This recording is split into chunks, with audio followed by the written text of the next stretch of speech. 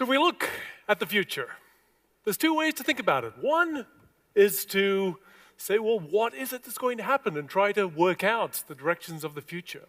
But the other way to think about the future, which is far more relevant, is to create the future, to be able to make it what we want, to envision what is possible, to be able to shape the world to be moving forward. And if we look at all of human history, until the very early days, thousands of years ago, coming to today in 2016, there's many issues that are fundamentally important today in shaping our future in terms of our relationship to technology, in terms of politics and geopolitics and change and tensions that we have. But I believe that creating the future of media is one of the most important to be able to shape our future, because that shapes, as Isabel was saying, who we are and what we are today.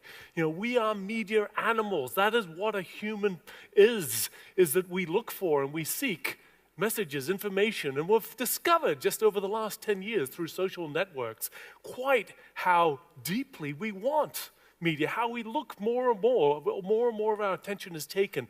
We are deeply media animals, and so we must create a future of media which understands that, which recognizes that. So 6 years ago now, I quite notoriously created a newspaper extinction timeline, which looked at, in each country, when news on paper, would cease to exist. And you can see that, in fact, Norway is very high on the list. I suggested 2020 was the year now. So people have been asking me for an update on this, and I think one of the lessons I've learned over the last year is that it hasn't happening quite as fast as that, though I think it's not that long until news on paper starts to be transcended by other forms.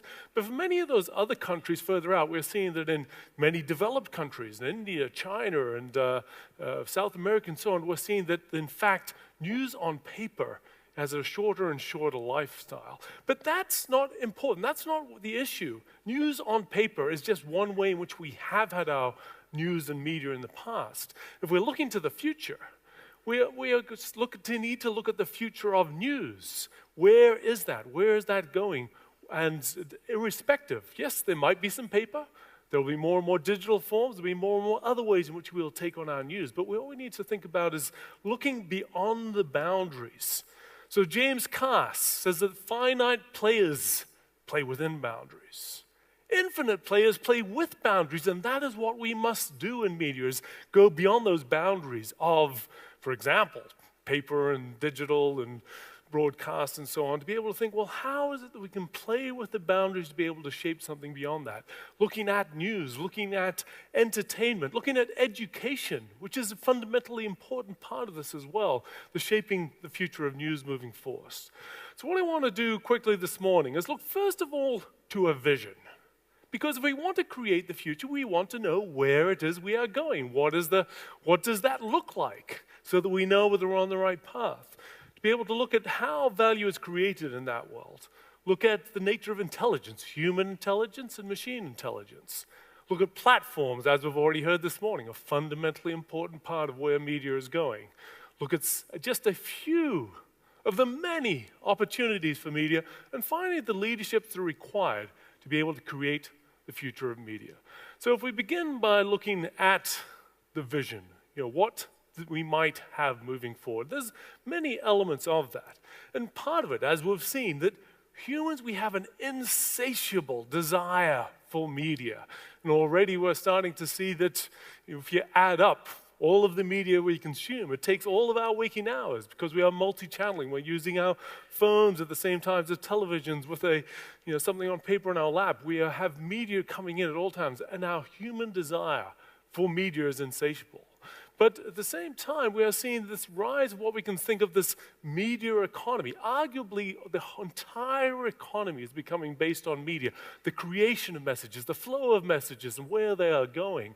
So, this is very obvious if you're looking, for example, at a financial institution, that money is information. What they work on is information. It is media. It is news. It is around the changes and the flows and what's happening. But every organization an oil and gas company is, in fact, significantly a media organization that creates information, that sends that out.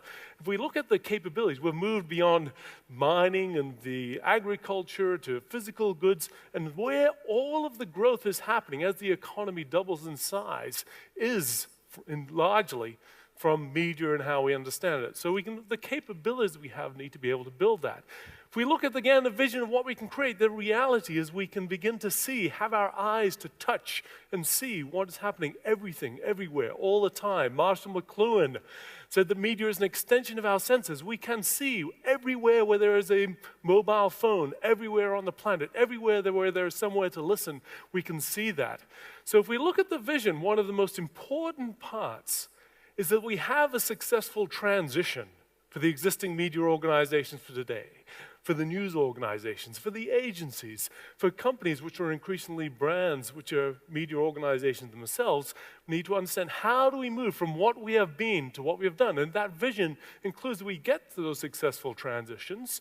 But the other key part of that is that we are creating ourselves, that vision of this. And in this video, it shows some humans together with some robots. And if you look carefully, you can see which one are the humans and which ones are the robots. But there is an increasing challenge. We're in fact the merging of technology and humanity. Technology is more and more capable, taking more and more of who we are. So if we look at that vision, we need to understand who it is we can be, who it is we want to be moving forward. So if we look at value and where that may be, and so we created this newscape looking at part of the value moving forward. So this, if we look at the center of this, the center of value, the center of the newscape of where it is moving forward is in terms of the interfaces, how it is we touch, how it is we receive. And this is, it can be through paper, it can be through mobile phones, it can be through TV. There's all of these different channels, the interfaces that we can see to be able to touch and receive the news which we are experiencing. And then there's 8 key parts to how value is created in this post-channel media world. Absolutely, in terms of timeliness. Now, it's from when anything on paper is out of date, and our appetite to know what is the news on the minute is absolutely fundamental. Timely, actionable news is a fundamental part of value. It needs to be new, and that's not just finding the things which you're going to investigate, to be able to find new things, to be able to also create original perspectives, to bring things together in new ways, and this is a fundamental part of that value. Critically, it's around that insight, and that's what journalism offers. It offers the context.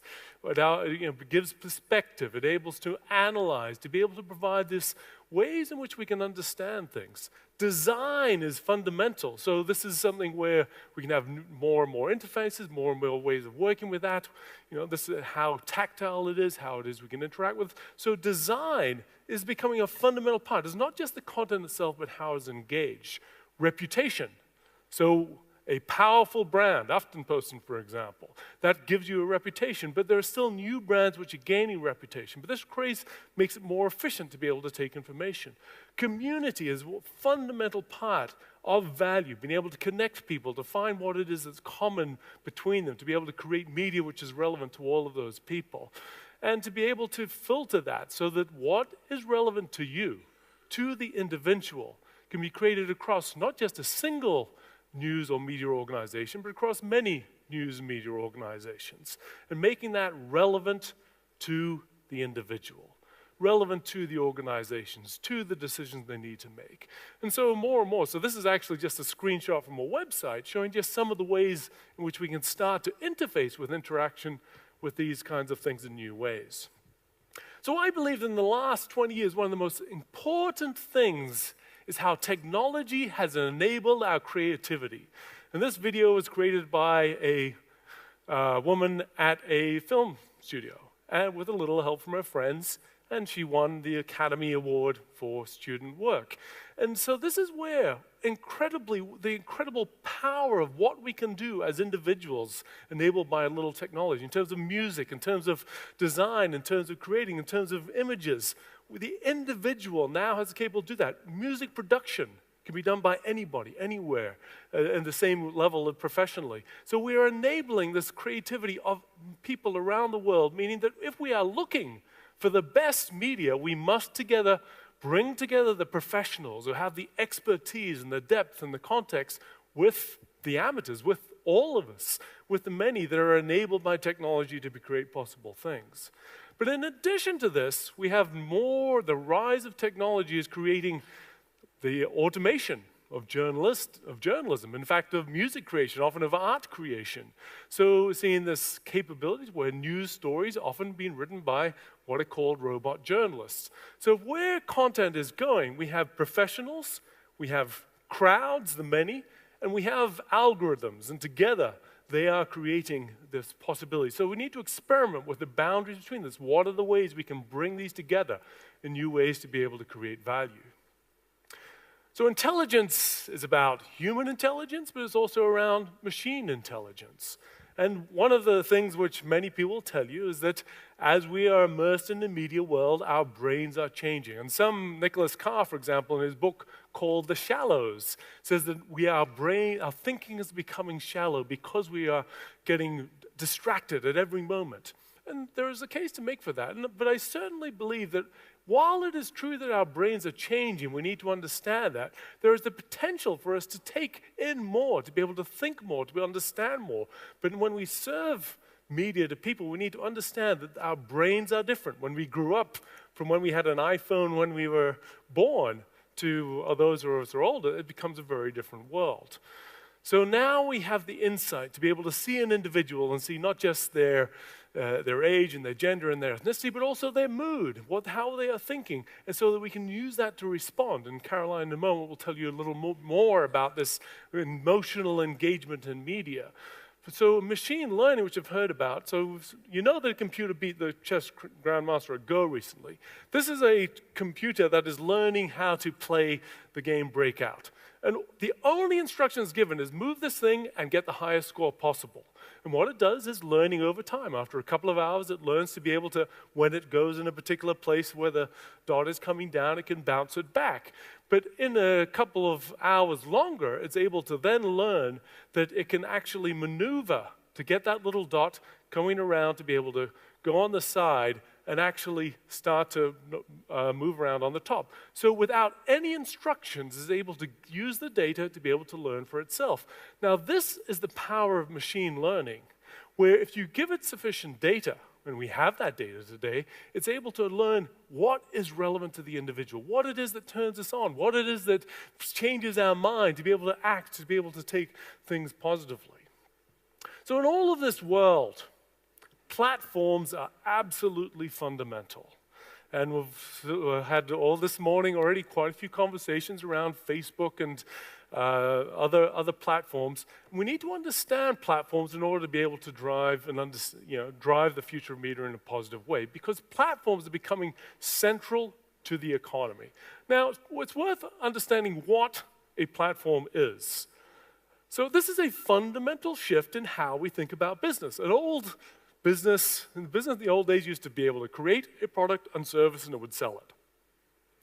Platforms are fundamentally different. What they do is they enable others to connect together, producers and consumers, to create value in new ways. So you create an infrastructure, you create some rules that enable that to happen. So in today, we are seeing that this creates this positive feedback loops where you move from when you get more users, that creates more value for users and feeds back in this positive cycle. And this creates more and more what we've seen absolutely in the media world, not just on Facebook. We're seeing media happen across Viber and Snapchat and the shift to chat platforms. But these are all platforms that connect people together and where media is having to play, because that's where attention is going. Attention is going to platforms rather than the fragmentation of the single brands. So this, just like to very quickly go through some of these rules. So you'll be able to have access, I think Shibstead will send you out, and also you can have access to my blog and the details of this. But high level around this platform strategy, we need to set and think about what is our strategy for platforms. And there's two kinds. One is to be able to create your own platforms. And as we've heard, that's fundamentally important. If you want to be able to create the future of media, you have to recognize the platforms exist, and also create your new platforms, as well as think about, well, how is it you play with existing platforms? So if you're looking at your own platform, the first thing is to understand the key principles, to be able to position your platform effectively, to be able to look at, what are who are the owners? How bounded is it? Do you allow people in? What are the platforms for that? To be able to design it effectively, to be able to look at how is it you create value for participants. That's the fundamental aspect of a platform, is designing value for the participants in ways they can create that together. To be able to build your capabilities, because the capabilities of traditional organizations are often not those required for platforms. So to be able to look at how is it you manage the user experience, how is it you facilitate the community, to be able to create that. And finally, looking to be able to grow that. And of course, there are many failed platforms, but there are also many successful ones, and these need to be able to grow by feeding on themselves. So the many fundamental things that we begin to understand, platforms are not new, but now we can understand how to be able to drive those moving forward. But for most of us, most organizations, we won't in fact be building our own platforms. That's one of the things we need to consider. But we will be participating in other people's platforms, such as Facebook, such as Twitter, such as Google apps, such as Viber, WeChat, and Snapchat, and all of these other platforms. These are platforms we need to play on. So the first thing we need to do is analyze them. And there's many things we need to think about in terms of, for example, what are the different platforms? What are the difference between us? Where do we think they'll succeed? How will they play against each other? What are the potential pathways moving forward? And to actually engage in those, to say, yes, we can't necessarily engage on every platform, so we'll select some. We will push ourselves on how to be able to get the best outcomes on those and to be able to promote our participation in those in the right way. But critically, you are not just a subject of those. So we can strengthen your position. Part of it is saying, making sure that whatever you're doing on a platform, you are gathering as much data as possible. And you heard before around the potential for the people who are wearing smartwatches, you can actually use some of that data for yourselves and what you're doing, to be able to find ways to use platforms to bring people into a direct relationship. New York Times and Wall Street Journal have found that a very successful strategy for engaging on Facebook. But also to apply your influence. And we just heard a moment ago from how Mr. Hansen from Aftenposten has actually changed Facebook's position. And just in the last few days, they have announced their policy has changed in how they use images. So this is a fundamental way in which you say, we are not just subjects. We can, sitting in Oslo, change the world, change the platform, change how things are doing, and critically to collaborate with other peoples and be able to create that. But also saying that this is dynamic. It's not just in a year from now we'll have a different world of platforms, but in 6 months, in 3 months, in 1 month from now, it will be a different landscape. So we need to be able to monitor that, to engage, to pick up the signals, to be able to refine our strategies as we are moving forward. So from all of this, there's an extraordinary array of opportunities in the media world. And I'd like to just point to a few of those.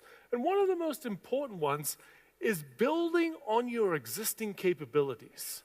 When you can start to see the shape of where the media world is going, saying, these are our capabilities today, and this is how we can build on those to take advantage of those. So this, again, requires going beyond boundaries. In the traditional things, we are a news publisher, we are an ad agency, whatever it may be, to be able to say, we have capabilities that are enormously relevant in the entire media economy going forward. This is how we will take advantage of that. This is how we'll go beyond boundaries to play on the capabilities that we have. We need to be able to absolutely play with new interfaces and new experiments and new experiences. So paper, black and white paper, not as compelling as what we have now. For example, the New York Times, creating a virtual reality immersive space called The Dispossessed to look at stories of refugees, to bring that to life for people. So you're actually in there, you are living it. And so this is an essential part. These are experiments, but this is about how do we create this more compelling experience. We also need to integrate the outside and the inside of organizations. And this image shows a Klein bottle. It's the three-dimensional equivalent of a Mobius strip. The outside and the inside are the same.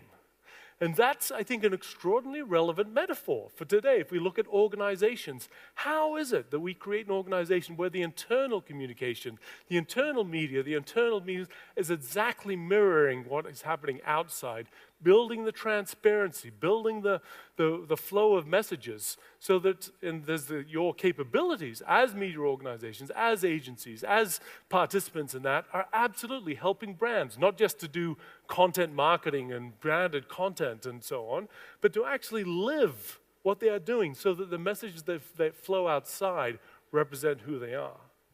We absolutely have an extraordinary opportunity to tap a literal world of people who are extraordinarily talented, who can participate in creating compelling ideas, compelling content, compelling engagement, compelling sharing, to be able to unleash that, enable that in others.